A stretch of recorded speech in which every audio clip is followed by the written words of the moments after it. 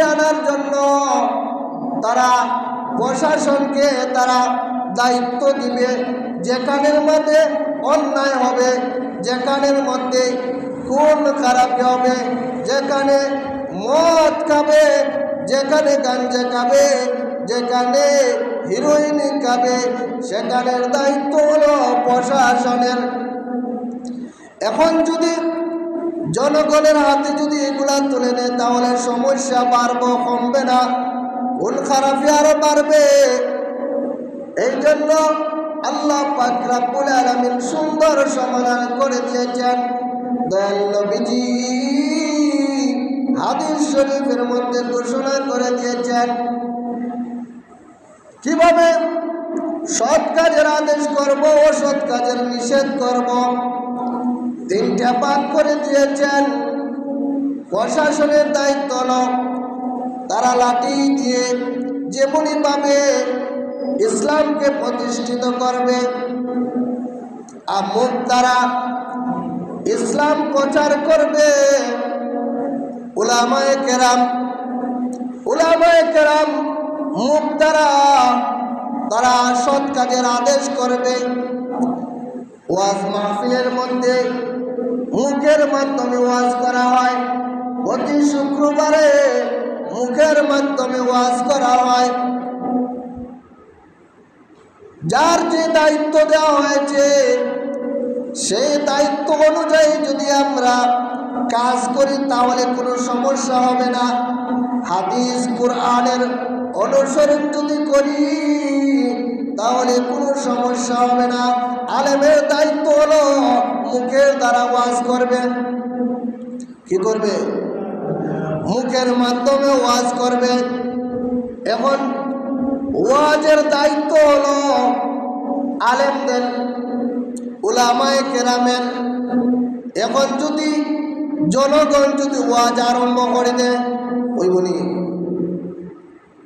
তাহলে তো ফেস লাগাই দিব, লাগাইব কিনা?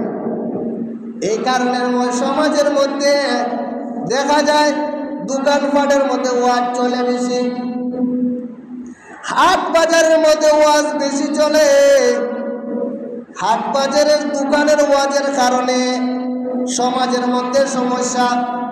যত মারামারি খাটাখাটি মার্কেটের মধ্যে হয় কিনা?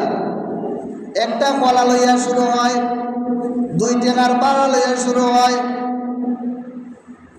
বাজারের মধ্যে গিয়ে দেখা যায় শরীরের মধ্যে হাত লাগে গেছে, পাও লাগে গেছে, কিলমাইয়ের নাক ফাটাই দিছে। এই মাছ দেখা যায় গ্রামের মধ্যে এসে দুনিয়ার মধ্যে ছড়িয়ে যায়, নেটের মধ্যে তাড়াতাড়ি চড়ে। ঝগড়া শুরু হয়, অ্যাক্সিডেন্ট হইতে দেরি হয়, ভিডিও কইরা নেটের মধ্যে ছাড়তে দেরি হয় না। ও দুনিয়ার মানুষ, মুখের ওয়াজ করার জন্য আলিমদেরকে আল্লাহ দুনিয়ার মধ্যে পাঠাইছেন।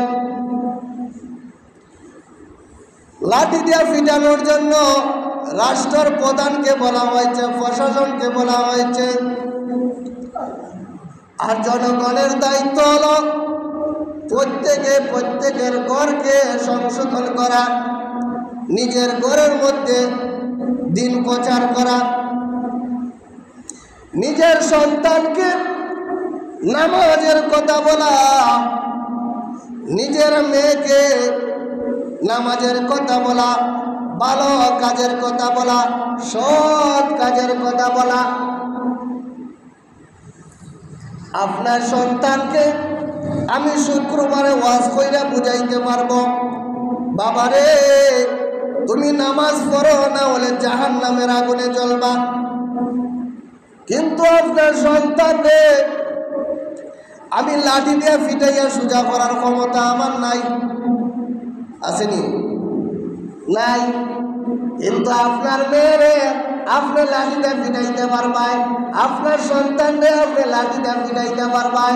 আপনার সন্তান আপনার কথা মতো যদি চলে তাহলে আপনার ফ্যামিলিটা সুন্দর হয়ে যাবে। আপনার সন্তানকে শিক্ষা দিয়েছেন, যে শিক্ষায় আপনার কথা শুনবে।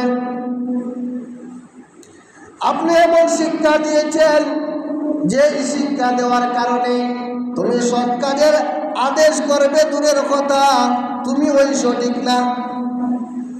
কি দেখো, তুমি সঠিক না, তুমি নিজে অসৎ কাজ করো, তোমার সন্তানকে কেমন করে সৎ কাজের কথা বলবে? ও দুনিয়ার মানুষ, আগে নিজে ঠিক হইতে হবে, নিজের নিয়ত সই করতে হবে। এই জন্য বুখারী শরীফের প্রথম হাদিস নিয়তের কথা বলা হয়েছে। তুমি যদি মদ খাও আর তোমার সন্তানরে যদি ওই বিড়ি খাইছ না, ওই বলি তুমি মদ কর আর তোমার সন্তানে বিড়ি খাই, এটা তো ভালো জিনিস। তোমার মতন তো মদ খায় না, আর তোমার সন্তানরে যদি ও বাবা রে তুই বিড়ি খাইস না, ওই সন্তানে বলবে বাবা মালা তুমি মদ খাইতে পারো, আমি বিড়ি খাইলে দোষ। তো ঠিক আছে, আজ থেকে বিড়ি খাইতাম না, কালকে মদ খাওয়া শুরু করে দিন। হইল নি ঘটনা?